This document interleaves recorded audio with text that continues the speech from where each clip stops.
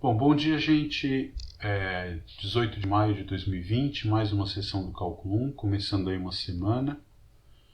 O plano para a aula de hoje é a gente estudar algumas consequências do Teorema do Valor Intermediário visto na aula passada, tentar falar dos teoremas de Weierstrass e Fermat, que lidam com máximos e mínimos, e, se der tempo, apresentar pelo menos, ou ver alguma intuição a respeito dos teoremas de Rolle e do teorema do valor médio, que servem para estudar o comportamento de uma função a partir das suas derivadas, né? Então, relembrando o teorema do valor intermediário, é o seguinte: se você tem uma função contínua definida no intervalo fechado AB, dado qualquer valor y que esteja entre f de A e f de B, tá bom? Sempre vai ter um valor C no domínio tal que f calculado em C atinge aquele valor y que você escolheu. A gente discutiu isso na aula passada e demos alguma ideia do que se usa para a demonstração, que é efetivamente o axioma do supremo. Tem o vídeo lá no YouTube onde está feito tudo isso com algum nível suficiente de detalhes. As consequências que a gente tira desse teorema, em primeiro lugar, a gente tem que a f, toda função contínua, vai ter como imagem de um intervalo sempre um intervalo, ou seja, isso aqui é o que está escrito aqui, né? Ela não vai omitir nenhum valor. Se ela atinge um ponto e atinge outro, ela é obrigada a atingir todos os valores intermediários entre esses dois, tá? Uma outra consequência desse teorema, que é conhecida como o teorema do anulamento, diz que se você tem uma função que assume valores com sinais opostos, né, o produto de f de A com f de B é negativo, então vai ter algum ponto ali no meio, entre A e B, no interior, tal que f de C é zero. Ou seja, se a função é negativa num ponto e positiva no outro, algum valor intermediário dela, algum ponto intermediário, ela vai ter que assumir o valor zero. Ou seja, toda função tem pelo menos uma raiz entre dois valores nos quais ela troca de sinal. Dois pontos onde os valores têm sinais opostos, tá bem? Pelo menos uma, porque ela poderia trocar de sinal várias vezes dentro daquele intervalo e, portanto, assumir o valor zero várias vezes dentro de um intervalo que você escolheu. Então isso garante a existência de pelo menos uma raiz.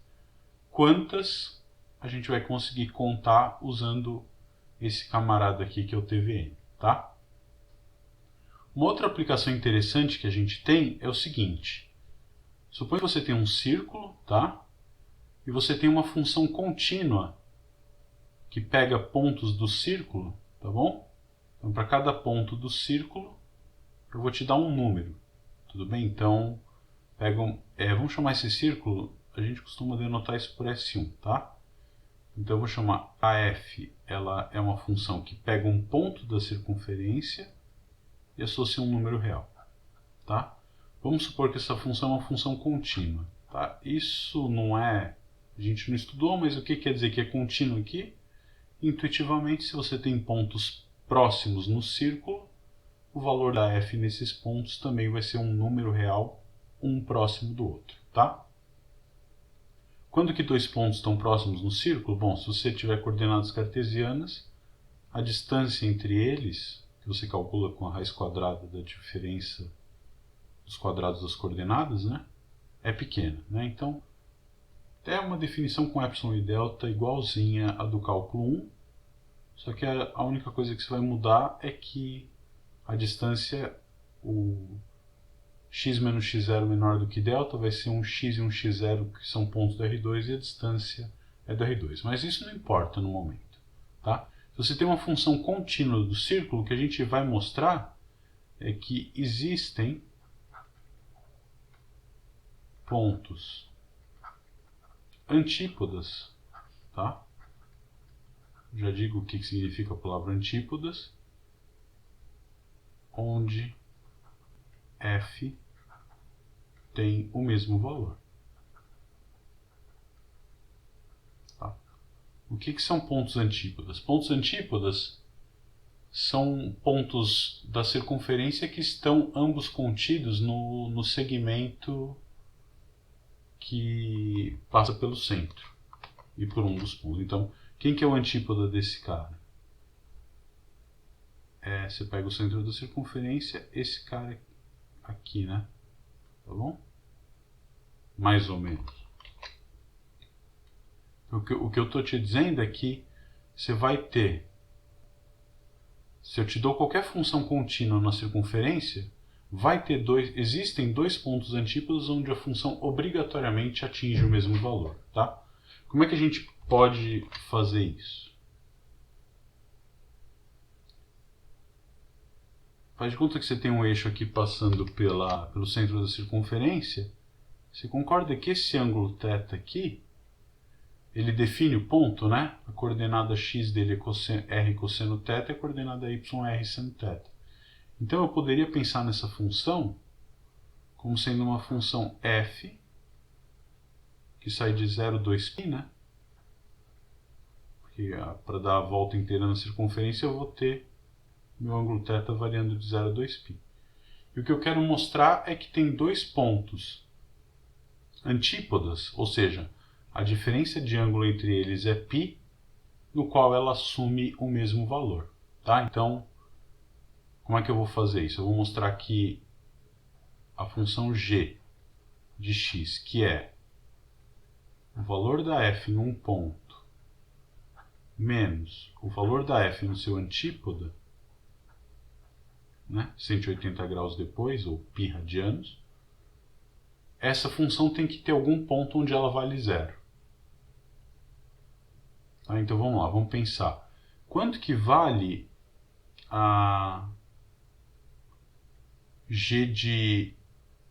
Você concorda que se eu calcular a g nesse ponto aqui, ela vai ser a diferença, né? G de zero, por exemplo. Isso é f de zero menos f de π. Tudo bem?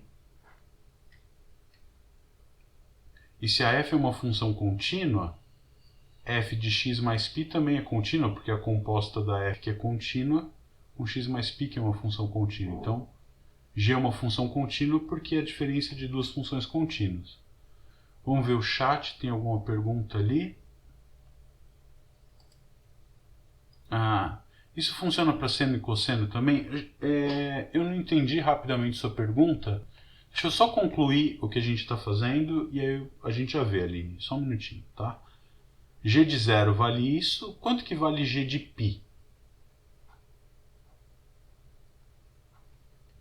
G de π vai ser f de π menos f de 2π. Agora me ajuda. Quanto você acha que vale f de 2π? F de zero está aqui, f de 2π é o mesmo ponto, né? Então isso aqui é exatamente f de π menos f de zero, né? Por quê?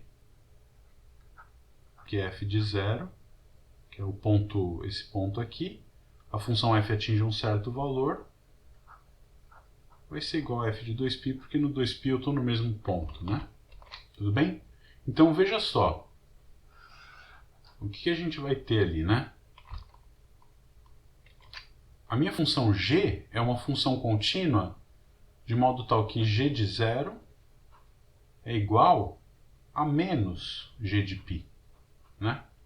Elas têm sinais trocados, né? G de zero é essa subtração e g de π é a mesma subtração, só que na outra ordem. Isso me garante o quê? Que g de zero vezes g de π é negativo. Então, pelo teorema do valor intermediário, o que eu posso concluir? Se o produto é negativo, existe algum número c dentro do intervalo 0π. Bom, aqui pode até ser fechado, né? Porque poderia calhar do g de 0 ser 0, por exemplo. Então, pode ser no intervalo fechado, tal que g de c é igual a zero. E o que quer dizer que g de c é igual a zero? Que f de c é igual a f de c mais π. Tá bom? O π aqui dentro. Então acabou, né? Quer dizer, tem um ângulo θ. Bom, vamos escrever θ aqui, vai, para não ficar com a mesma notação da figura. Vai ter um ângulo θ, tal que f calculado naquele ângulo θ tem o mesmo valor que f π radianos para frente, tá? Então esse ângulo de fora aqui é θ mais π, né? Tá certo? Então, como que você pode usar essa coisa, por exemplo? Suponha que a tua função é, por exemplo, você tem uma barra circular, metálica, e a tua função f é a função temperatura em cada ponto da barra circular. Tá? O que isso me garante? Não importa como seja a distribuição de temperaturas, obrigatoriamente eu vou ter dois pontos antípodas, né, simétricos, se você quiser chamar assim, de modo tal que a temperatura da barra naqueles dois pontos é obrigatoriamente a mesma. Tá?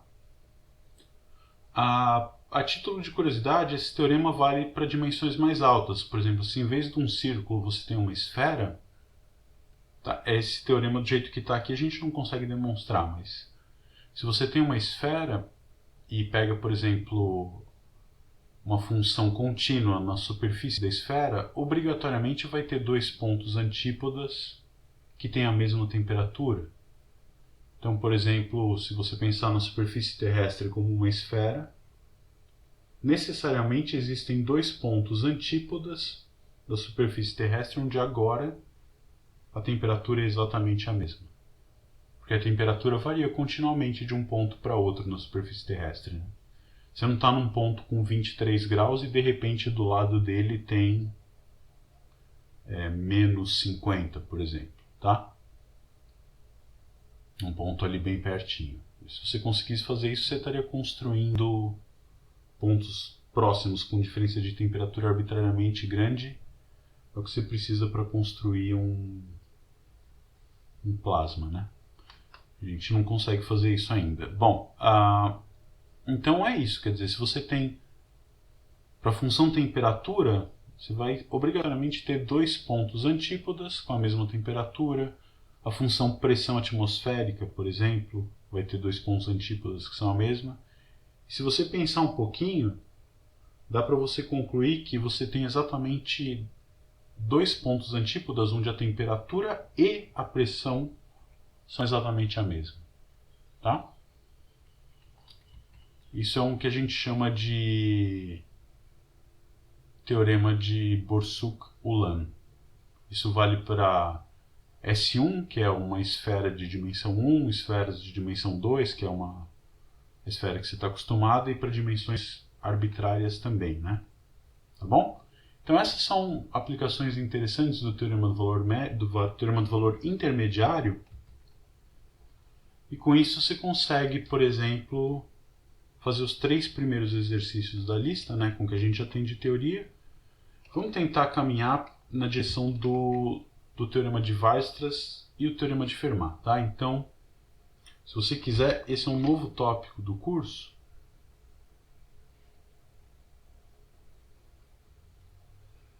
Não muito diferente dos anteriores, está super ligado, mas a gente vai começar então a estudar máximos e mínimos.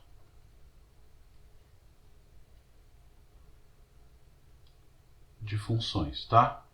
E para a gente conseguir fazer alguma coisa usando o cálculo, a gente começa com funções contínuas e depois a gente vê o que acontece quando, além de continuidade, você tem também a derivada da f. Tá? Um primeiro resultado que a gente tem, que a gente vai chamar de um leminha, né, um resultado preparatório, você pode escrever assim: se você tem que a f é uma função contínua definida no intervalo fechado, tomando valores em R, toda função contínua definida no intervalo fechado é limitada. Tá? O que isso quer dizer? Isso quer dizer o seguinte, que se você pegar qualquer função contínua definida no intervalo fechado, não tem como ela explodir para infinito dentro de dentro desse intervalo, né? Então, o que não é verdade se a função for descontínua, né? Vamos pensar. Então, se eu quiser que a função exploda para infinito dentro do intervalo fechado, tá? Tem um intervalo fechado AB,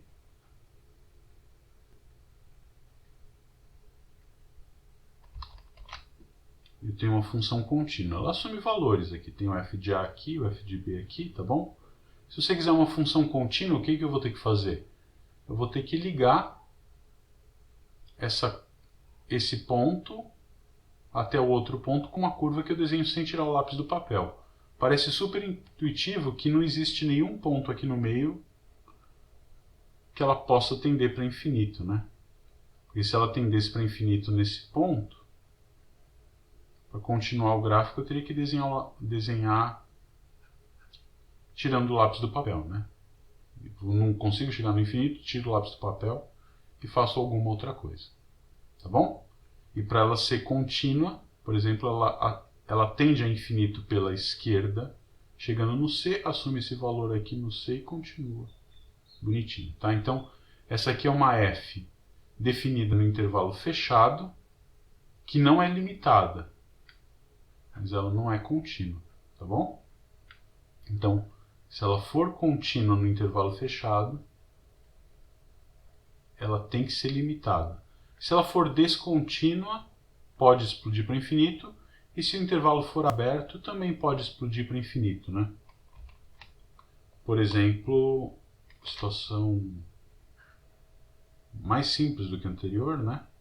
Se você pegar um intervalo aberto, eu consigo uma função contínua que não é limitada, né? É só você pegar alguma coisa que vem do infinito aqui, assim. Uma translação do 1 sobre x, por exemplo. Isso aqui você até consegue uma fórmula, né? F de x igual a 1 sobre x menos a. Essa função é uma função contínua no intervalo aberto a b? É. Aqui pode pôr bolinha aberta. Ou se você quiser fechado no b, pode pôr bolinha fechada também, tá? Então, se o intervalo não for fechado, vamos deixar fechado, aberto no a e fechado no b, tá bom?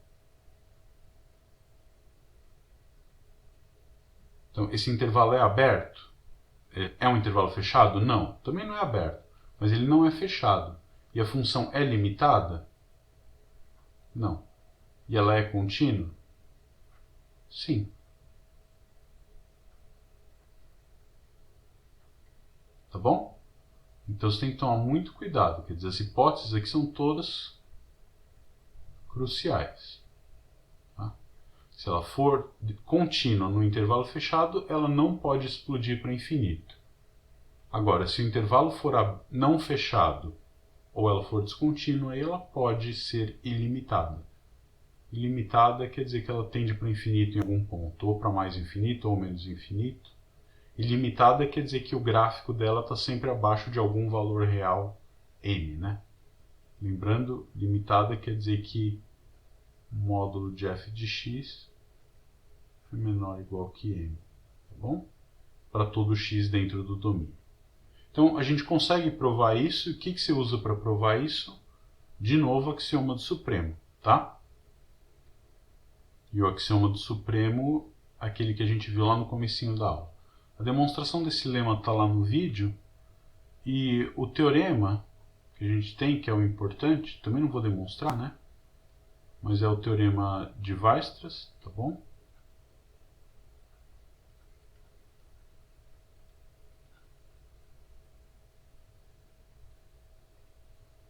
O teorema de Weierstrass diz o seguinte: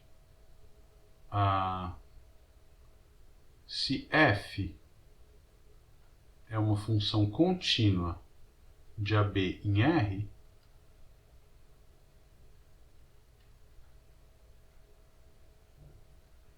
é contínua, então existem x0 e x1 em AB, tá? Dentro do intervalo AB,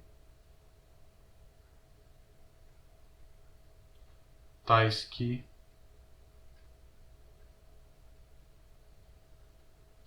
f de x0 é menor ou igual que f de x, que é menor ou igual que f de x1 para todo x dentro do intervalo AB. Tá bom? O que está dizendo esse teorema, né?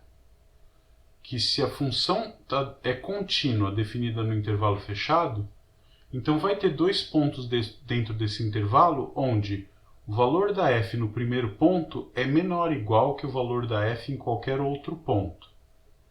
Ou seja, esse ponto é o ponto onde a f atinge o seu menor valor dentro daquele intervalo. Isso é, f é um ponto de... O x0 é o que a gente vai chamar de um ponto de mínimo da função f. É onde ela atinge o menor valor dentro daquele intervalo.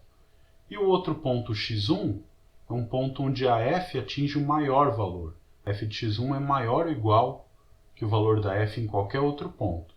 Então, o x1 é o que a gente chama de um ponto de máximo. Tá? Então, x0 é o que a gente chama um mínimo.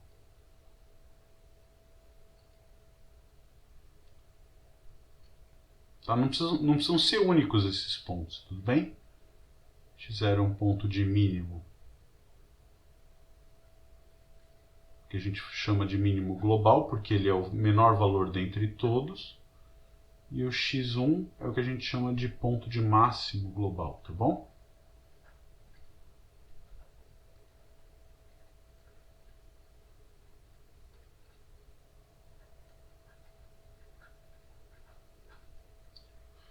Como é que se demonstra esse teorema? De novo, a ideia é usar o axioma do supremo.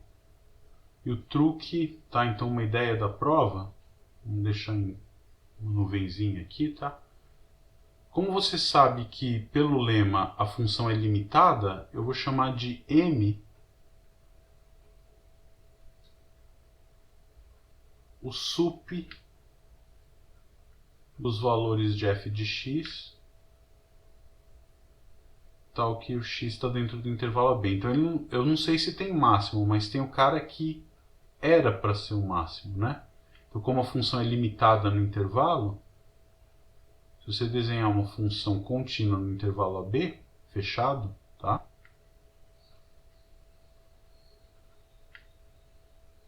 Ela tem que ter forçosamente um ponto de máximo e um ponto de mínimo.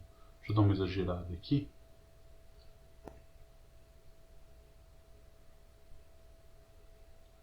Tá bom?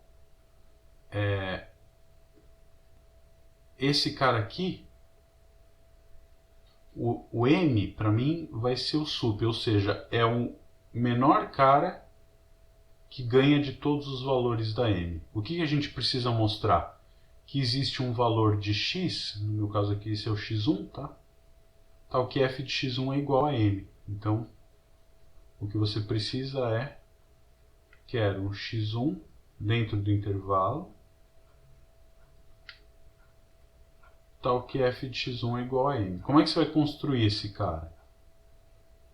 Pega o conjunto de todos os x's em A e B, tal que f de x é menor ou igual que m. Menor ou igual a m, tá? E aí você tenta mostrar que esse conjunto tem um supremo e que o valor da f nesse supremo é exatamente m. Bem parecido com a ideia que a gente usou para mostrar que a ideia que se usa, a gente não fez aqui, para mostrar o teorema do valor intermediário, tá bom? Então vamos tentar copiar esse enunciado lá para frente.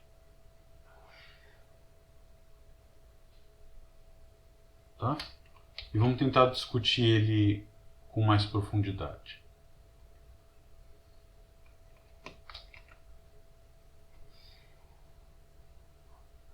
Então esse é o teorema de Weierstrass que a gente tem.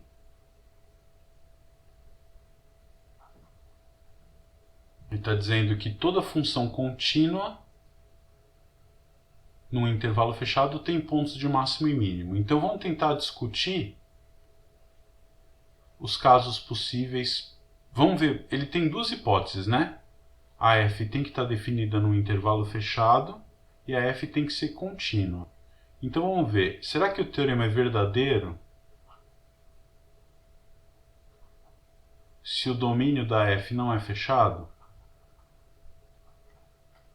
Se o domínio de f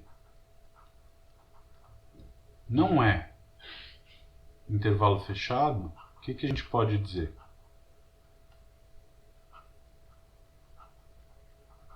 Você consegue me dar um exemplo de uma função contínua num intervalo aberto que não tenha máximo e mínimo?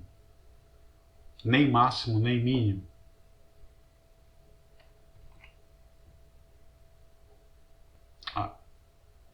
X igual a 1, Ivan, o que você quer dizer com isso? Isso é um número, né? A gente está procurando uma função contínua definida no intervalo aberto que não tenha nem máximo nem mínimo. A Yasmin disse que não entendeu direito a primeira consequência. Isso deve ser lá do TVI, né? A função constante igual a 1, Ivan, ela tem máximo e mínimo. E os pontos de máximo e mínimo são todos, né? O f de x é igual a 1 sempre, então o f de x0 é 1, que é menor ou igual que o f de x, que é 1, que é menor ou igual que o f de x1, que é 1. Então ela é sempre, função constante, ela sempre tem máximo e mínimo, e os dois são iguais. Na verdade, esse é o único caso onde o máximo e o mínimo são iguais, né? O Daniel... Yasmin, eu já vejo a tua dúvida, tá? Só pra gente não perder o ponto. O Daniel sugeriu f de x igual a x. E de fato esse é um bom exemplo, né? Se você pega f de x igual a x, a função definida no intervalo aberto, 0, 1, que seja, tá? Então, aberto aqui no 1 e aberto aqui no 0, tá? Então o gráfico tem bolinha aberta aqui, vem com a bissetriz do primeiro quadrante e chega com bolinha aberta aqui no 1, né? É melhor essa bolinha aberta aqui. Tá bom? Qual é o valor máximo dessa função? Você concorda que ela nunca atinge 1, né? O valor 1 está com bolinha aberta ali. O que acontece? Se você pegar qualquer x que eu pegar aqui, o valor da f vai ser x, mas eu consigo aumentar um pouquinho sem nunca encostar no 1, né? Então, o cara que era para ser o valor máximo era o valor 1 atingido no ponto 1, mas esse ponto não pertence ao domínio. Então, a f não tem máximo, tá? Ela é contínua,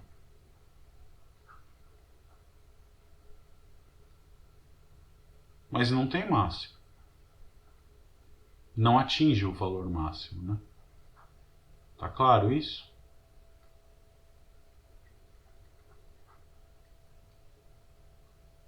Qual é o maior valor que ela pode atingir? Ela é estritamente crescente, e quanto mais perto do 1, maior o valor vai ser, mas eu nunca vou chegar num valor que é o campeão de todos. E da mesma maneira, quem deveria ser o valor mínimo? Se a função tivesse definida no 0, o valor mínimo seria o 0. Mas não existe nenhum ponto no domínio da função, que é o intervalo aberto 0, 1, onde a função vale 0. Então, ela não atinge valor máximo nem mínimo. Tá bom?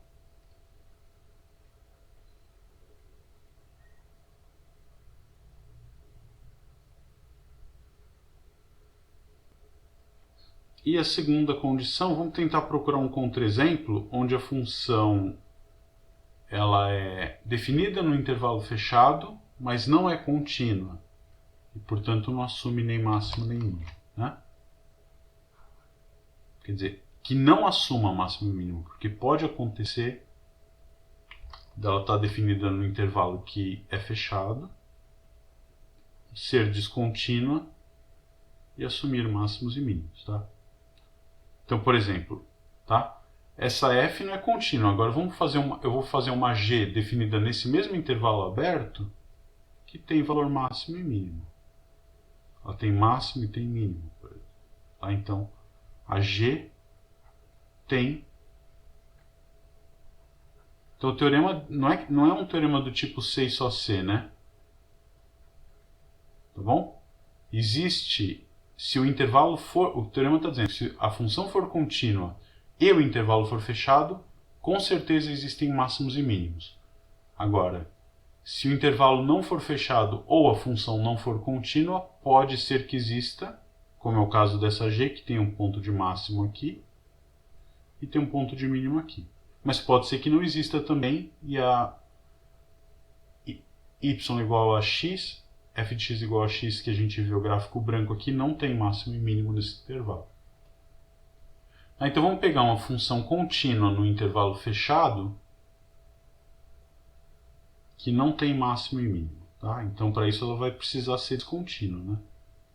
Então, pode ser uma coisa assim. Nesse ponto aqui ela tende para infinito. Ela não precisa ser limitada porque ela não é contínua. E aqui ela vale tal coisa. Tá bom? Essa função, ela está definida no intervalo fechado? Tá. Ela é contínua? É. Tem valor máximo? Não. Tem valor mínimo? Tem. Tá? Então, f não é contínua. Você podia não ter valor mínimo. Quer ver uma que não tem nem máximo nem mínimo? Você pega uma que vem assim, do menos infinito aqui, por exemplo. Tá? Então, essa função é uma função que não é contínua.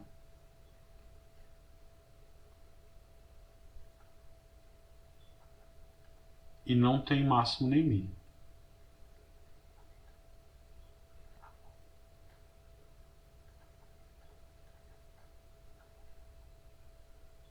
Tá bom? Agora, pega uma função g que é descontínua no intervalo AB e que tenha máximo e mínimo. É fácil, né? Supõe que a tua g ela vem reta aqui, bolinha aberta aqui, bolinha fechada aqui. Tá bom? Essa aqui é uma função que tem máximo, mas não tem mínimo, né?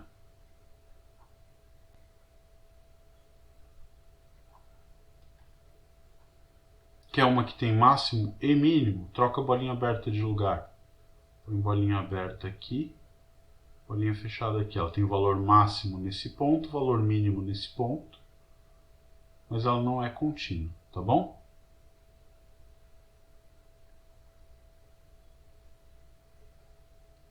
Mínimo tem acento aqui, não é uma abreviação, tá bom? Então, o João está falando ali, ele perguntou agora, não seria o limite quando x tende para 1 pela esquerda?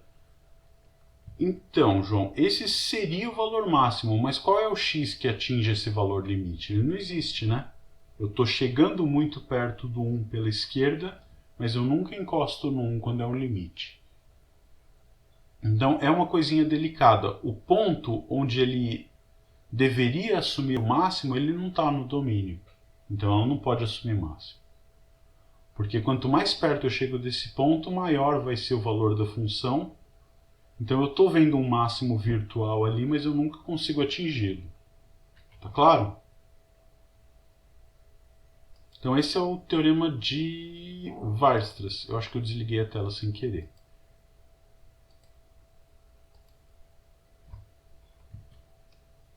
Voltou. Tá? Desculpem. Claro. Por que o global está entre parênteses? Porque agora a gente vai ver o que a gente chama de um máximo local. Tá? O máximo global é como se fosse o campeão do mundo. E o máximo local é o cara que é o campeão do prédio dele, assim, do bairro. Tá? É o cara que perto dele, máximo local é o cara que perto dele ele é o maior de todos. Mas em algum outro ponto do domínio pode ser que a função atinja um valor maior. Tá? Exemplo clássico, pega uma função cúbica, por exemplo, ela vai ter um ponto, uma corcova de boca para baixo, se você quiser pensar, então ela atinge um valor de máximo ali perto daquele ponto, ele é o maior. mas depois ela vai ter um valor de x que vai ser muito maior do que aquele máximo, porque ela vai tender para infinito, por exemplo. Tá bom? E essa frase agora me ajuda a voltar lá na dúvida da Yasmin, que ela não tinha entendido a primeira consequência. O Ivan fez uma piada que ajuda a explicar. E explica muito bem essa situação. Daqui a pouco eu já leio ela, tá? Só um minuto, Isabela. Deixa eu tirar a dúvida da Yasmin lá atrás. E aí a gente já volta, tá? A Yasmin não entendeu a primeira consequência, que quer dizer que se você tem qualquer função contínua, né? Estou falando do teorema do valor intermediário agora. Qualquer função contínua, se você pegar um intervalo, a imagem dela tem que ser um intervalo. Supõe que o f de A está aqui, eu faço tudo positivo, né? Mas poderia f de A e f de B serem valores negativos. Então, quem que vai ter que ser a imagem desse intervalo? Ela pega esse intervalo, quando eu calcular o valor da f nesse intervalo, ela vai levar f de A está aqui, f de B está aqui. Ela pode fazer alguma coisa maluca, tá? Então, quem é a imagem desse intervalo? É um intervalo que vai daqui até aqui em cima. Ela sai do f de A e f de B, mas com certeza a imagem é um intervalo. Por quê? Se ela atingiu esse ponto e atingiu esse ponto, ela vai ser obrigada a atingir todos os pontos aqui. Portanto, a imagem é o conjunto dos pontos compreendidos entre o valor mínimo da f, a gente já tem essa linguagem, e o valor máximo da f. E, portanto, ela vai ter que atingir todos os valores aqui no meio, ou seja, é um intervalo, ela não omite nenhum ponto aqui. Tá claro isso? Isso aqui me ajuda a entender também a seguinte situação, né? Como consequência do teorema do valor intermediário, se você tem uma f tal que o limite da f, quando x tende para menos infinito, é menos infinito, por exemplo. E o limite da f, quando x tende para mais infinito, é igual a mais infinito. Se a f for contínua, tá? Então vamos supor que a f é contínua. O que isso me garante? Lá no menos infinito ela tem um valor bem negativo, aqui na frente ela tem um valor bem positivo. Ela vai ser obrigada a assumir todos os valores entre esses dois caras. Quando eu afasto o x, o cara aqui de baixo diminui. Quando eu aumento o x, o cara lá de cima aumenta. Então essa f ela vai ser obrigada a assumir todos os valores entre quaisquer duas constantes aqui. E, portanto, como essa constante não limita a função nunca, porque ela tende para menos e para mais infinito, você garante que a f é sobrejetora. Tá bom? Ou seja, se você tem uma função contínua que vale menos infinito, tende a menos infinito e tende a mais infinito nos extremos da reta, ela é, consequentemente, sobrejetora. Não garante que ela seja injetora, né? Por exemplo, se você pegar uma cúbica, tá? Deixa eu fazer em amarelinho aqui, ela vem do menos infinito, sobe, desce, sobe, né? Ela é sobrejetora, mas não é injetora, tá bom? Para garantir que uma função seja injetora, a gente usa, por exemplo, o teorema do valor médio daqui a pouquinho. É claro? A Isabela Portinari não entendeu por que a função, no exemplo do Weierstrass, no primeiro exemplo, ela não atinge o valor máximo e o mínimo, tá? Essa função aqui. Vamos lá. Aqui é bolinha aberta, tá? Deixa eu enfatizar isso. Tá bom? Você não entendeu por quê. Então você suspeita que exista um valor máximo para f. Qual é o maior valor que a f pode atingir? De nada, Yasmin. Acho que entendeu, né? Qual que é o valor máximo que a f atinge? Muito próximo de 1. Muito próximo de 1 é igual a 1, né? Então você fala, o máximo é 0,9, né? Se eu calculo aqui no x igual a 0,9, então a f vai ser 0,9? Não. Tem um ponto onde ela atinge um valor maior do que 0,9. Por exemplo, 0,99. Se eu andar um pouquinho mais, eu vou ter um valor maior. Ah, então 0,99 é o máximo? Não, porque tem o 0,999, que a f vai atingir o valor 0,999, que é maior do que o cara anterior que você achava que era o máximo. Então, cada vez que você me der um valor que é muito próximo de 1, eu consigo chegar um pouquinho mais perto do 1 e, portanto, eu vou ter um valor maior do que o cara que você achou. Eu vou poder encostar no 1 alguma vez na vida? Não, porque a função não está definida nesse ponto onde ela atingiria 1. Então não vai ter máximo porque, por mais próximo que eu esteja do valor máximo, eu nunca vou encostar nele e, portanto, vai ter um cara ali entre os dois que seria o máximo. Não daria para usar o limite quando x tende para 1? Então, quando x tende para 1, quer dizer o quê? Que o x está bem perto do 1, mas nunca encosta no 1. Portanto, ele não é 1 e eu consigo chegar um pouquinho mais perto do 1 sem encostar no valor. Você percebe? É um processo que eu me aproximo o quanto eu quiser do valor máximo, mas eu nunca vou atingir ele de verdade. Essa é a ideia crucial por trás disso. Entendeu? Você está vendo o máximo lá, mas você não consegue chegar. É tipo o Aquiles com a tartaruga, né? Ou o paradoxo do Zenon. Você sempre anda metade do que falta para você chegar no teu destino. Você vai chegar? Não chega, né? Você está cada vez mais perto, você está vendo o destino cada vez mais perto, mas sempre vai faltar metade do que você já andou. Então, ou metade do que você acabou de andar, né? Na verdade, o que falta é exatamente o que você acabou de andar. Então, você nunca chega. Então, o ponto de máximo virtualmente existe, mas ele não pertence ao domínio da função. Portanto, a função não vai atingir aquele valor máximo.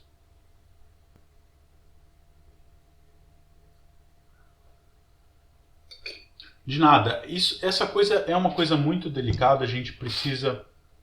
Essa pergunta que você fez é a pergunta mais natural, né? Você fala, eu estou vendo o cara ali, mas eu não consigo chegar nele. Não consegue por quê?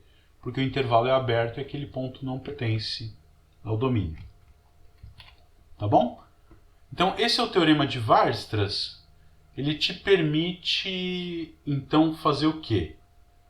Saber que existe um ponto de máximo e um ponto de mínimo para a função. A pergunta natural seguinte é, bom, como é que eu acho esse ponto, tá? Ah, tá bom, eu sei que tem. Para um matemático, em geral, tá bom saber que tem, porque você não precisa necessariamente da cara do ponto de máximo para fazer teoria. Mas se você souber dizer quem é o ponto de máximo, isso é muito bom, né? E para isso a gente vai usar, tem um outro cara que ajuda a gente, que ajuda a gente a encontrar os candidatos a máximo mínimo, tá? Então, deixa eu só dar uma definição aqui rapidamente, falar um pouquinho do que o Ivan escreveu ali, tá? Tem um cunho futebolístico, mas eu acho que ele até tem razão no que ele está dizendo ali. Então vamos lá, a definição é a seguinte, olha, eu tenho uma f, tá? Definida em algum conjunto aqui, o i pode ser um intervalo aberto, fechado. Eu vou dizer que x0 é um ponto de mínimo local, e aí é por isso que eu botei o global entre parênteses lá anteriormente. Se acontece o quê? Se existe um intervalo aberto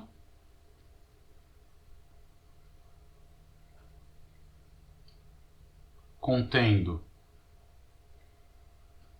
vamos dar um nome para esse intervalo aberto, vamos chamar ele de J, intervalo aberto J, contendo x0, tal que vale a seguinte coisa, f de x0 é menor ou igual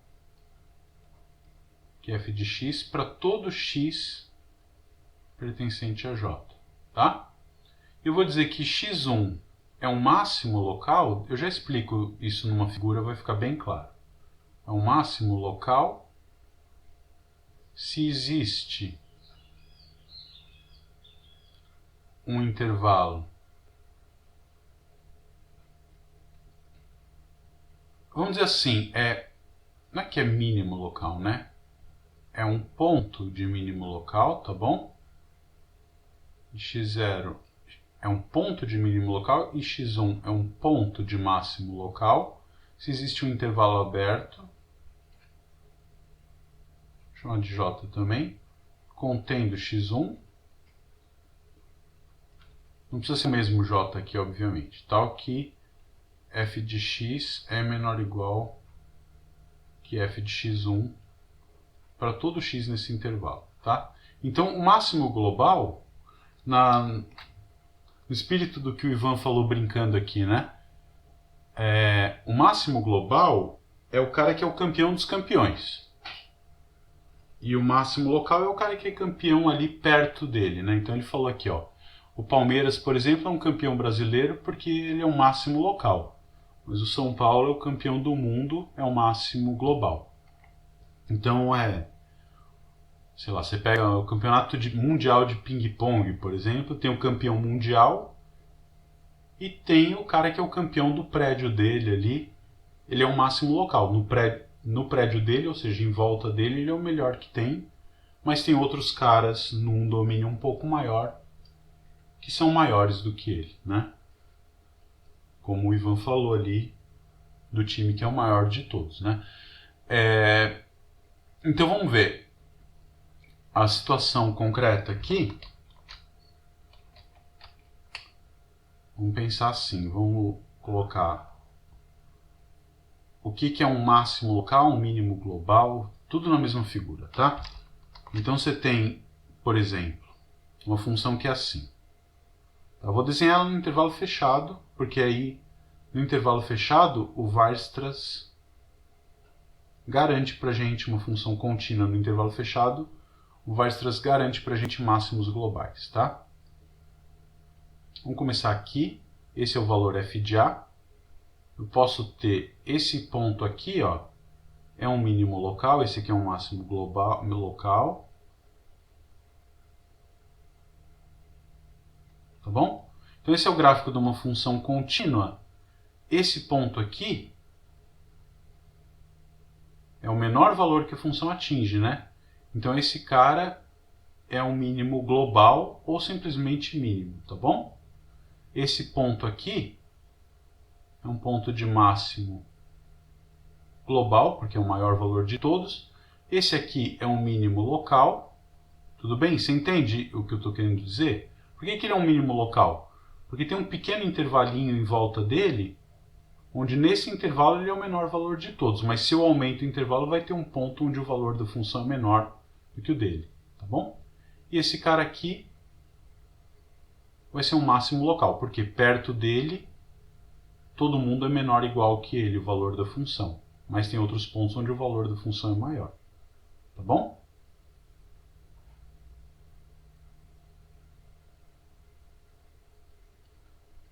Então veja só, aqui a gente está caminhando para coisa bacana.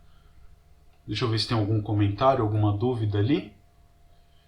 Por que intervalo aberto na definição, Daniel? Porque intervalo fechado é uma coisa perigosa, né? Por exemplo, um ponto só é um intervalo fechado, tá bom? E aí se eu deixar um ponto só, todo mundo vai ter um intervalo fechado onde ele é o maior de todos, é o pior de todos, então aí todo ponto seria máximo mínimo local. Tá claro? A gente quer um intervalo aberto que é para comparar, garantir que eu vou ter outros pontos onde a propriedade é verdadeira. Eu vou ter pontos diferentes do ponto x0 para comparar. Fazer essa desigualdade com x que não seja necessariamente x0. Você podia trocar isso aqui, se você quisesse, por um intervalo fechado que contém mais de um ponto. Mas, tá? Por isso que eu prefiro escrever aberto sempre. E agora, principalmente por conta do próximo teorema, deixa eu te falar uma coisa. Esse cara aqui é um ponto de máximo local, não é? Deixa eu ver, tem mais uma pergunta ali no chat. Entendi, o intervalo aberto também evita pegar um ponto onde a função ainda está crescendo ou diminuindo. Exatamente. Suponha que você pega um intervalo fechado, você permitiria, por exemplo, que o teu x0 fosse um dos extremos do intervalo. E aí não é legal, né? Por exemplo, você pode pegar... Se você pegar um intervalo fechado com esse cara aqui, daqui para frente, o x0 é o maior valor. Então eu ia dizer que ele é um máximo local? Não, né? Porque antes dele tem valores maiores do que ele. Você precisa de um intervalo que tenha pontos antes e depois do x0 para garantir que a coisa funciona bem. Tá claro? Então vamos lá. Olha esse ponto aqui. Esse ponto é um ponto de máximo local, não é? Professor, caiu a lousa. Caiu a lousa? Vamos pregá-la na parede de novo, então. Eu acho que eu apertei aqui sem querer. Vamos ver se ela volta para vocês. Voltou? Voltou. Tá? Pregamos ela na lousa de novo, na parede. Então tá. Olha aqui. A gente tem esse ponto. É um ponto de máximo local. Ele é um ponto que está dentro, no interior do intervalo AB. Pergunta: se você tentar calcular a reta tangente desse ponto, nesse ponto, qual é o coeficiente angular da reta tangente ao gráfico da f nesse ponto? A reta tangente aqui é horizontal, né? Então, nesse ponto, o coeficiente angular é 0. O que é o coeficiente angular da reta tangente? A derivada. Olha aqui o ponto de mínimo local que está no interior. A reta tangente é horizontal. Então, o que a gente percebe? Que se você tem um ponto de máximo ou mínimo no interior, a reta tangente é sempre horizontal. Ou seja, os pontos de máximo e mínimo no interior, a derivada é 0. Ah, professor, então dá para dizer que todo ponto de máximo ou mínimo a derivada é 0? Mais ou menos. Olha com cuidado para esse gráfico aqui. Bem simples, tá? Pega a função identidade no intervalo fechado de 0 até 1.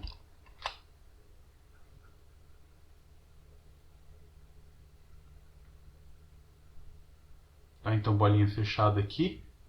Bolinha fechada aqui. Vale 1. Pergunta: tem ponto de máximo global? Tem. Tem ponto de mínimo global? Tem, porque é uma função contínua no intervalo fechado. Nesse ponto, a derivada é 0? Não, né? Então, o que você percebe? Que se você, por exemplo, muda isso aqui um pouquinho, suponha que você tem um mínimo local e aqui tem um máximo local, né? No ponto de mínimo local no interior, o mínimo global está no extremo. A derivada não é 0. Nem tem derivada aqui porque não tem ponto antes, né? Para eu calcular o limite pelos dois lados. Mesma coisa aqui, não tem ponto depois. A derivada aqui não tem. Mas a tendência da reta tangente é que ela tivesse um coeficiente angular 1 aqui e aqui, né?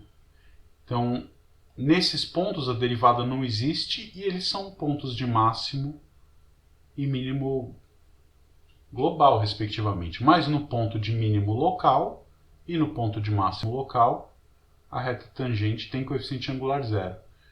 Então, isso é o que a gente chama de teorema de Fermat,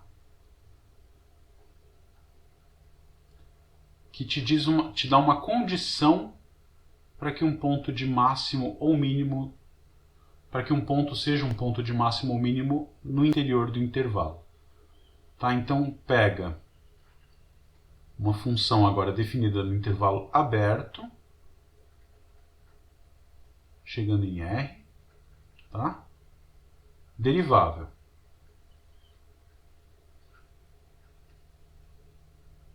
Se x0 é máximo ou mínimo local de f,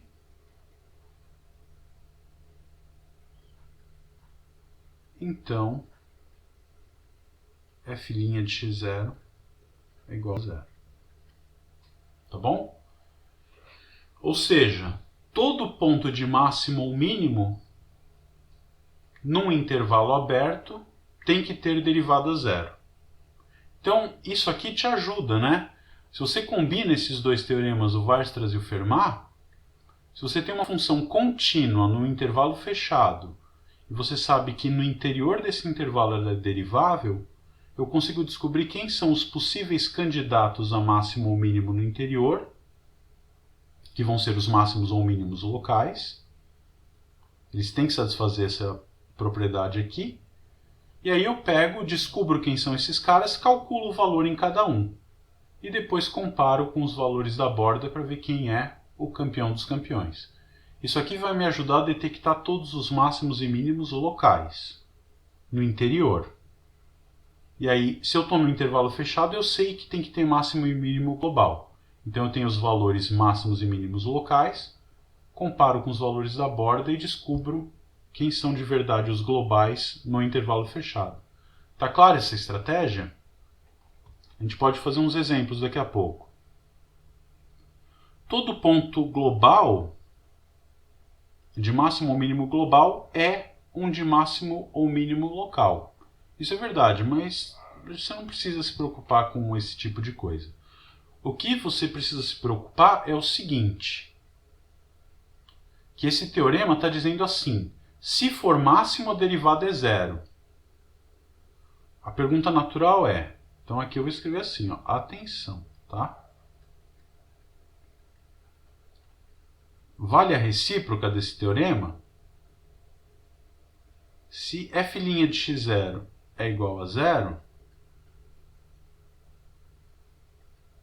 é verdade que x0 é um ponto de máximo ou mínimo local?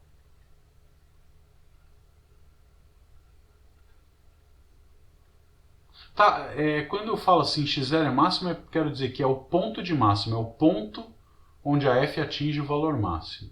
Tá?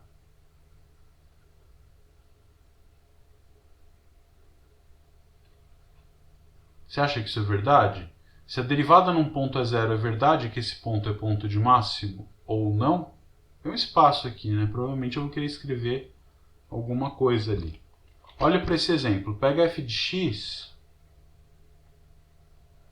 igual a x ao cubo, né? Tudo bem? f de x igual a x3.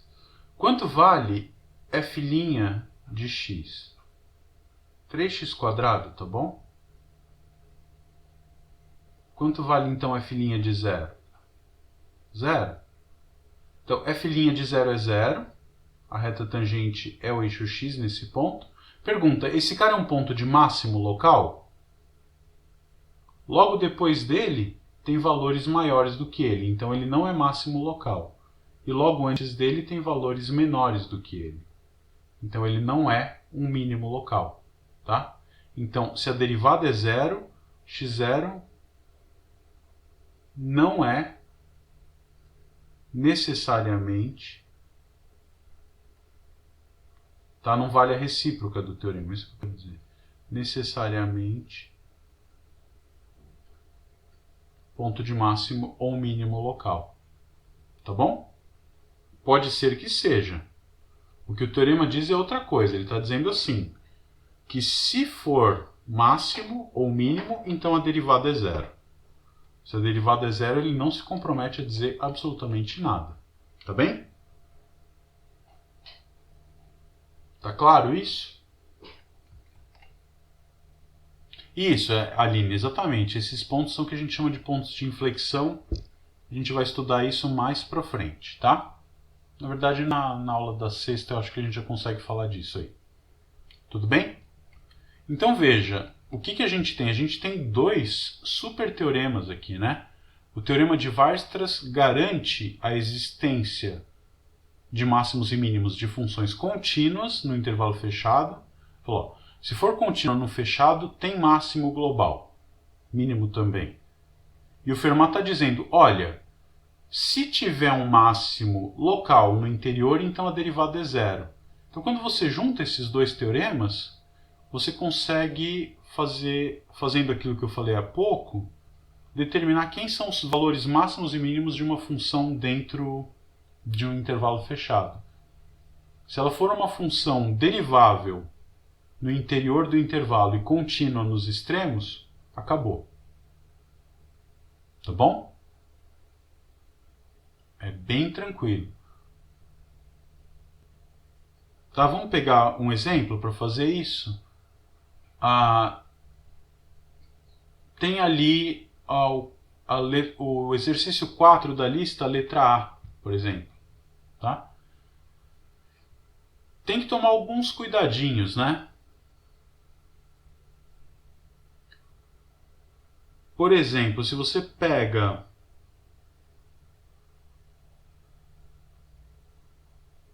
Quer ver uma coisa esquisita? Vamos fazer esse exemplo antes de resolver o exercício aqui. Olha para essa situação aqui. Eu vou desenhar o gráfico da função, tá? Para você ver quando você não pode usar esses teoremas, por exemplo. Então, vou pegar uma função definida no intervalo fechado. Tá? Então, a gente tem aqui intervalo AB. Eu quero que ela assuma esse valor aqui no intervalo fechado, esse valor no extremo, esse valor aqui no extremo, e ela vai ser assim, ó. Bolinha aberta aqui. Tá, essa função é uma função que tem... Está definida no intervalo fechado. Ela tem máximo e mínimo? Não, porque ela não é contínua, né? Então eu não posso aplicar o Weierstrass, tá? Ela tem candidatos a pontos de máximo e mínimo no interior? Não, porque no interior nenhum ponto derivado é zero. Então o Fermat diz, olha, máximo e mínimo no interior nem local tem, porque para ser local a derivada teria que ser zero. Então se ela tivesse máximos ou mínimos, eles teriam que estar nos extremos, e nos extremos eu vejo que esse ponto aqui não é nem de máximo, porque tem valores maiores do que ele, nem de mínimo, e esse cara aqui também não é nem de máximo e nem de mínimo. Tá bom? Então essa aqui não tem, ela não é contínua no fechado, é derivável no interior e não tem nem máximo nem mínimo. Tá bom? Então você tem que tomar muito cuidado com as hipóteses dos teoremas, né? O Weierstrass pede contínua num fechado e o Fermat pede derivável no interior. Então vamos olhar para o item A do exercício 4. Você tem uma f de x que é quanto seno de x menos cosseno de x, tá?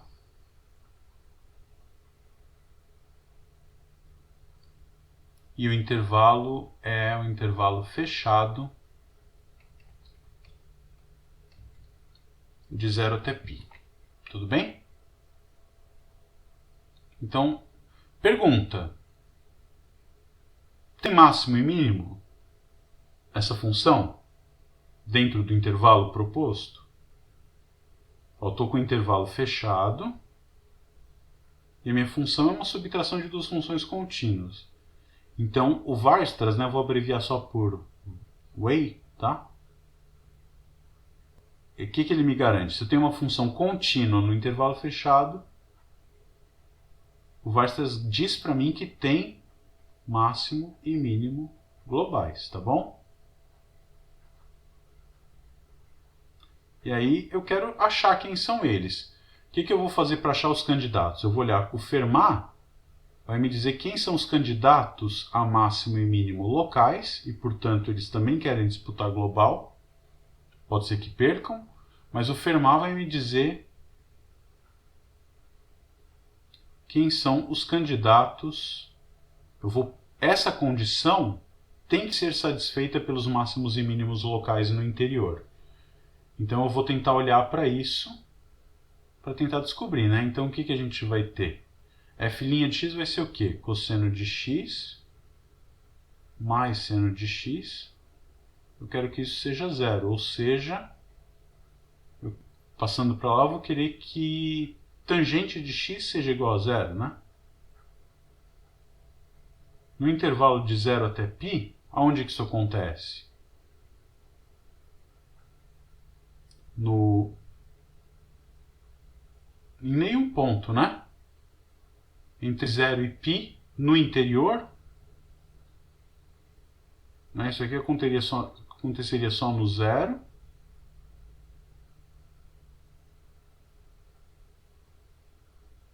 E no π, né? Esses pontos pertencem ao interior do intervalo?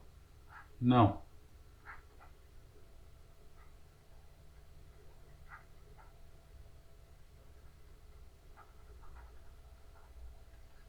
Elas não estão no interior. Então, o que isso me garante? Que o Fermat diz que não tem máximo e mínimo local no interior do intervalo, portanto, não vai ter global também, né? Logo, o que a gente vai dizer? Que os pontos de máximo e mínimo, eu sei que eles existem, mas eles não estão no interior, então eles estão na borda. Então, eu vou comparar. F de 0 vale quanto? Menos 1. E f de π vai valer quanto? 1. Então, x0 igual a 0 é o menor valor que a função atinge. É mínimo. Ponto de mínimo, né? Vamos escrever isso direitinho dessa vez.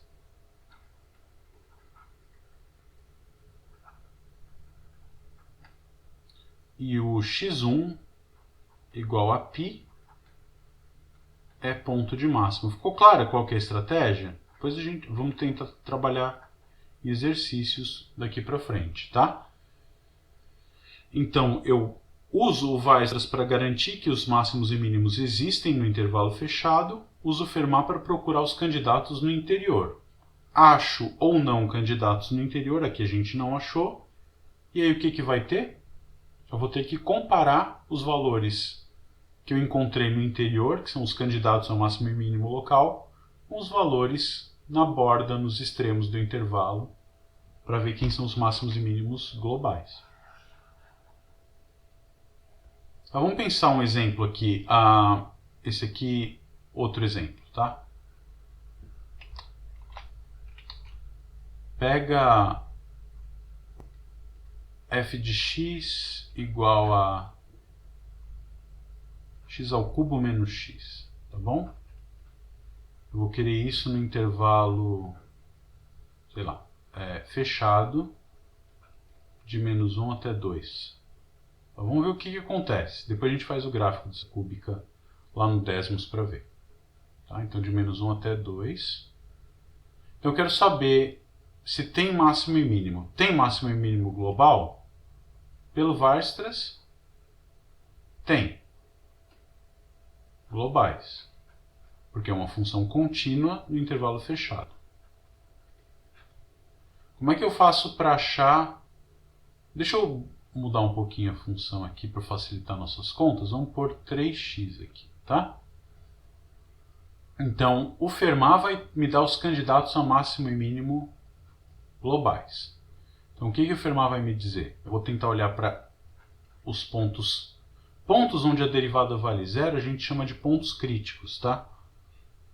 Então, deve ter essa nomenclatura na lista. Quando você vê pontos críticos, você sabe que são pontos onde a primeira derivada vale zero. Então, derivando isso aqui, eu vou ter 3x² menos 3 igual a zero. E, portanto, meus pontos críticos são o quê? Mais ou menos 1, né? Mas tem que tomar um cuidado. Deixa eu escrever separado. X igual a 1 ou x igual a menos 1, tá?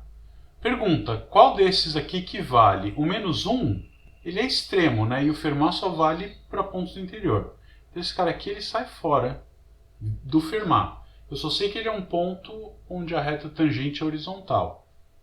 Se é máximo ou mínimo, eu não sei, tá? Então eu tenho... Quais são os meus candidatos? Eu encontrei aí um ponto crítico no interior, tá certo? Que é o x igual a 1. E os extremos do intervalo, que são x igual a menos 1 e x igual a 2. Então vamos lá, quanto vale f de 1? F de 1 vai valer menos 2. F de menos 1 vai valer menos 1 mais 3, menos 2 de novo, se eu não errei conta, e o f de 2 vale 2, tá? Então, na hora que você for montar o gráfico, quem são os menores valores? São esses dois aqui, tá? Então, menos 1 e 1 são mínimos globais. Vamos mudar aqui um pouquinho, vai? Vamos colocar de menos 2 até 2 para ficar mais interessante? Bom, deixa assim, vai. São mínimos globais e aí você brinca com mexendo no domínio disso depois. São mínimos globais. Pontos de mínimo global são os valores onde a função atinge o menor valor possível. E 2 é o único ponto de máximo global nesse intervalo. Tá? Vamos tentar fazer o gráfico dessa função no Desmos, mostrar para vocês.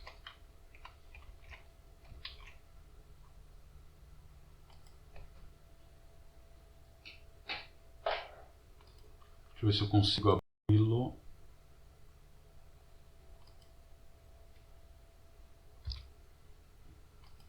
Vou tentar fazer isso rapidinho.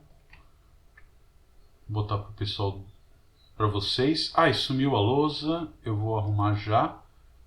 Vou colocar o gráfico para vocês. E também para o pessoal do vídeo, tá? Só um minutinho. Pronto, todos vendo o gráfico. Tangente de x não é menos 1? Será que eu errei alguma conta? Vamos olhar. Provavelmente, né? Ah, é verdade. Desculpa, Daniel, aqui. Tangente de x igual a zero, nada, né? Tangente de x aqui, a gente precisa que ela seja menos 1. Tem toda a razão, desculpa. Vamos arrumar isso já. Tangente de x igual a menos 1. E aí a gente tem os pontos em questão, né?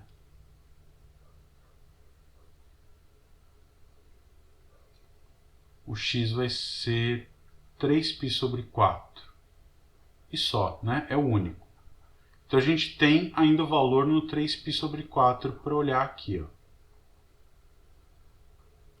Quanto que vai valer isso? Seno de 3π sobre 4 menos cosseno de 3π sobre 4, isso dá a raiz de 2.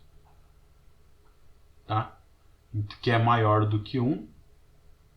Então, a gente tem que o x0 igual a 0 continua sendo o ponto de mínimo. E no 3π sobre 4 seria um ponto de máximo global. Tá? E o extremo direito π não é nada. Né? Vamos começar com esse gráfico então lá no Desmos, que eu acho que vai valer a pena. A gente tem f de x igual a seno de x menos cosseno de x. Deixa eu ver se está todo mundo vendo isso.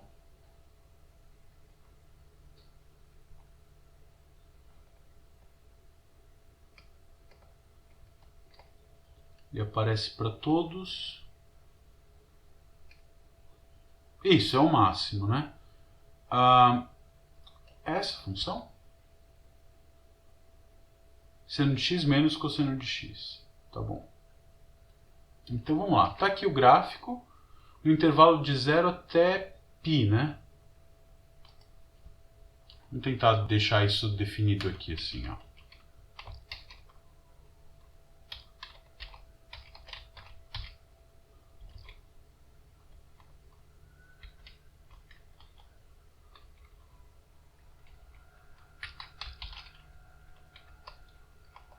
Tá aqui a função de 0 a π.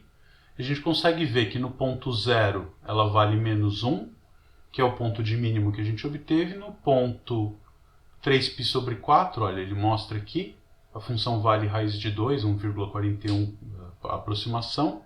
E no ponto π ela vale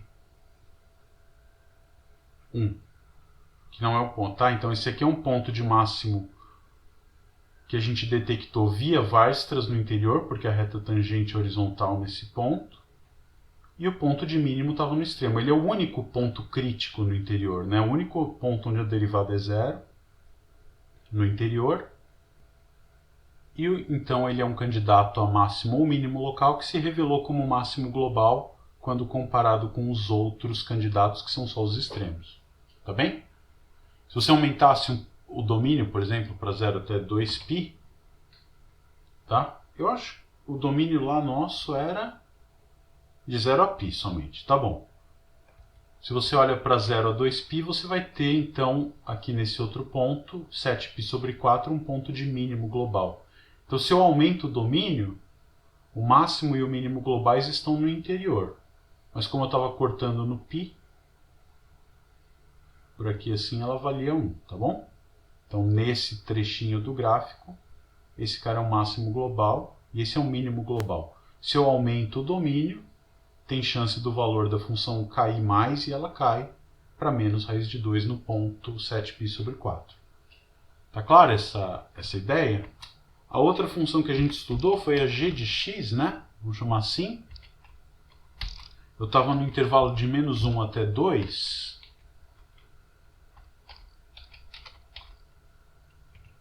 Menor ou igual que 2. E a fórmula era x ao cubo menos 3x. Tá bom? Então era essa expressão, é o gráfico azul. No gráfico azul a gente vê que no interior tem esse ponto de mínimo, onde ela valia menos 2, que é exatamente no x0 igual a 1. É o único ponto de mínimo local no interior. O único ponto crítico no interior, na verdade. E a gente compara com os valores nos extremos do intervalo, que são iguais nesse caso, né? Então, por exemplo, se você aumentasse aqui para entre 2 e 3, foi lá, muito lá para cima, mas tudo bem. Muito lá para cima, vamos diminuir isso um pouquinho, 2,5, vai. Então eu teria o quê? Esse cara aqui que é um ponto no extremo do intervalo, que não é nada, porque tem valores menores do que ele, depois valores maiores. Esse cara aqui não é nada, esse aqui seria o mínimo global, que está no interior, portanto a derivada dele é zero. E o extremo direito do intervalo seria o ponto de máximo global. Tá clara a estratégia de desenvolvimento de achar problemas de máximos e mínimos para funções contínuas em intervalos fechados, cuja a derivada exista no interior?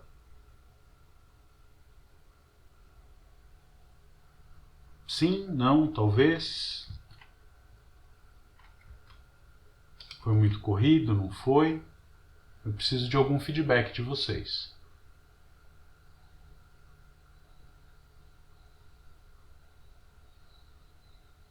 Vocês querem ver mais um exemplo? A gente pega algum desses da lista.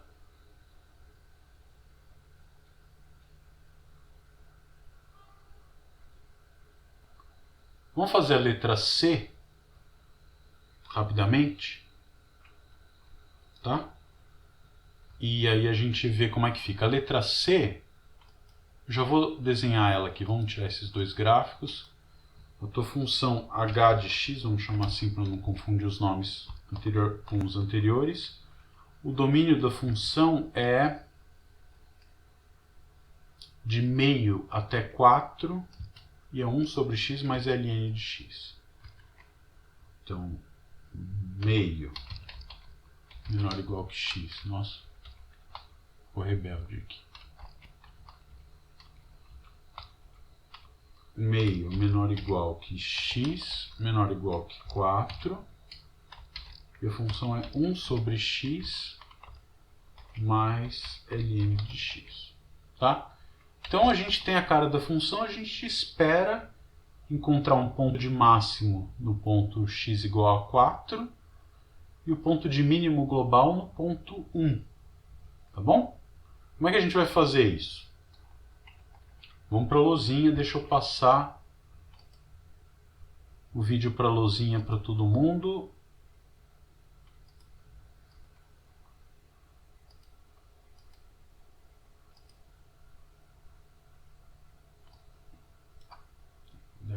preto por enquanto. Vamos lá.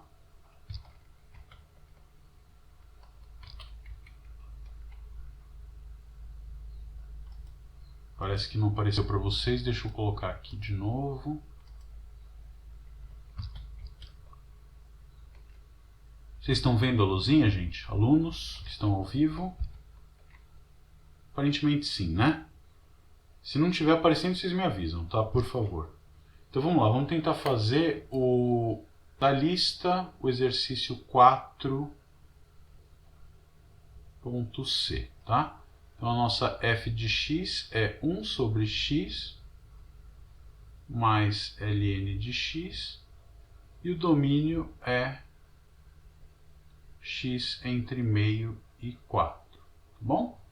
Então a estratégia de sempre, neste intervalo que é um intervalo fechado, a função f é contínua, então Weierstrass me garante a existência de pontos de máximo e mínimo nesse intervalo fechado. Para descobrir quem são, vamos tentar fazer com o Fermat, né? O que o Fermat diz para a gente? Eu vou tentar procurar f' de x igual a zero para procurar candidatos no interior, tá bom? Então, derivando aqui, a derivada de 1 sobre x é menos 1 sobre x quadrado, derivada do log 1 sobre x. Eu vou querer que isso seja zero, e, portanto, 1 sobre x2 é igual a 1 sobre x, ou seja, x ao quadrado tem que ser igual a x, né? E as soluções algébricas para essa equação são x igual a zero e x igual a 1. X igual a zero não me interessa, porque x igual a zero não está no domínio dessa função, tampouco no intervalo que eu me propus a olhar. Então, quem são meus candidatos? Eu vou ter que olhar para f de 1 meio, tá? Que vai valer 2 menos ln de 2, né? Log de meio é menos log de 2. F de 1, que é o ponto no interior, vai valer 1, né? 1 mais ln de 1, que é 0. E f de 4, que vai ser igual a 1 quarto mais ln de 4. Aí você tem que comparar valores, olha.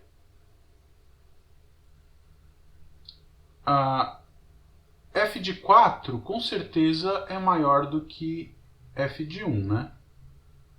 É claro isso para todo mundo, porque esse número aqui é maior do que 1. Daria 1 se no lugar do 4 eu tivesse e é menor do que 3, né? Então, logo crescente, tudo. Isso aqui é maior do que 1, que é maior do que f de 1. E de alguma maneira você precisa comparar 2 menos ln de 2, né? Isso é mais ou menos do que 1. Para isso aqui dar 1, esse cara aqui teria que ser e, né? Tá certo? Então, o f de 1 meio, ele é maior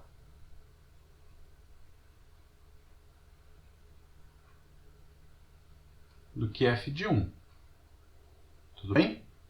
Então, o f de 1 é menor do que os dois da ponta, portanto, 1, esse aqui é o mínimo global. E esses dois da ponta, quem que ganha, né?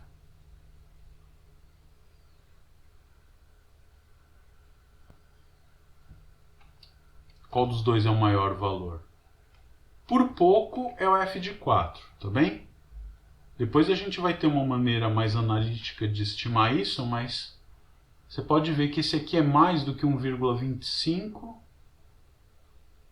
e esse aqui é menos do que 1,25, né? Aí você pode apelar para uma calculadora por enquanto para fazer essa conta. Tá bem? Alguma dúvida nessas coisas, gente? Eu precisava da opinião de vocês para a gente ver se rolou, se vocês entenderam a ideia geral para tentar fazer os exercícios ou se precisamos discutir isso mais um pouco do ponto de vista teórico na aula que vem. Tá? O resumo da história é o seguinte: a gente tem o teorema do valor intermediário, que ajuda a gente a resolver equações, garantir a existência de solução de equações, onde a equação é dada por uma função contínua na variável que você quer resolver. E a gente tem o teorema de Weierstrass, que garante a existência de máximos e mínimos de uma função num intervalo fechado. E tem o teorema de Fermat, que dá condições para que um ponto seja candidato a máximo ou mínimo local de uma função derivável no intervalo aberto.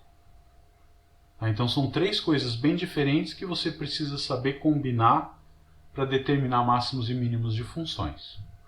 Então, em geral, a receita é a seguinte: se você tem uma função definida no intervalo fechado, que é contínua, e no interior ela é derivável, então você usa o Weierstrass para saber se tem máximo ou mínimo, e vai ter, e com o Fermat você descobre os candidatos a máximo ou mínimo no interior. Com os candidatos na mão, o que você faz? Calcula o valor da função dos candidatos do interior, calcula o valor da função nos pontos da borda e compara valores.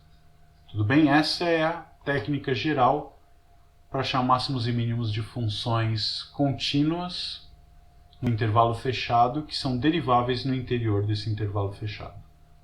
Tá bom? F de meio é um máximo local? Não. Se você voltar lá no gráfico, a gente vê que f de 4 é maior, tá? O f de 4 é um pouco mais do que 1,5 e o f de meio é menor do que 1,5, tá? Esse cara aqui...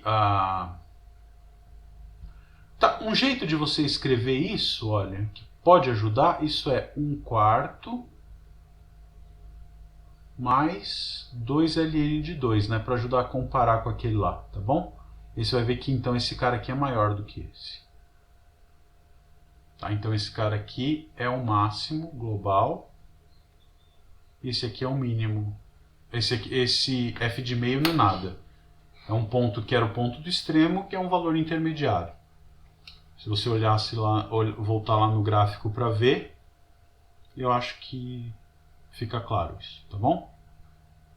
Mas é importante ressaltar que na hora que você está resolvendo o exercício, você não tem o gráfico na mão, né?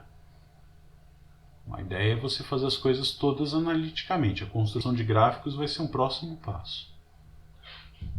O Ivan tem um feedback mais pessoal, né? Ele tem... Entendeu, Aline? Tá bom. Jóia. Ele tem facilidade para pegar a ideia e um pouco de dificuldade para pôr na prática durante o exercício. Então, deixa eu te falar, isso é uma sensação que a gente normalmente tem com matemática, né? Parece que a coisa teórica é mais fácil e na hora de fazer a conta eu entendi a teoria, mas na prática eu não sei. A minha impressão pessoal é que se você não está conseguindo fazer na prática é porque a teoria não pegou direito, tá?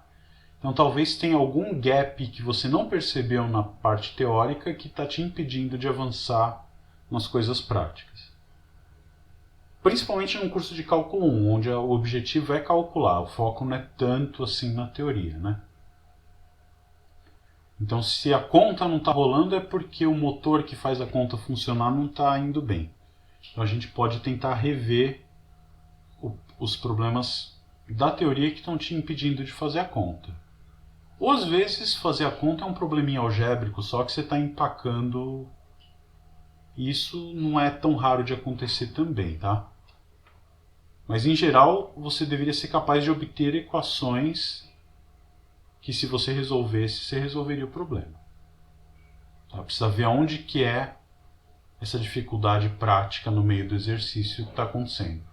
E um bom jeito de descobrir isso é você fazer os exercícios e me mostrar no próximo encontro onde vocês travaram para a gente discutir os pontos de dificuldade. Exatamente, Vitória. Foi exatamente o que eu acabei de falar, né? Vocês tentam fazer os exercícios e eu vejo o que aconteceu, tá? O que vocês podem fazer da lista 2 agora? O 1 inteiro, o 2 a gente já fez, o 3 vocês podem fazer, ele é mais teórico. O 4 dá para fazer inteirinho, o 5 também, tá? Aí na aula que vem a gente pode tentar discutir o que vocês conseguiram ou não fazer desses exercícios.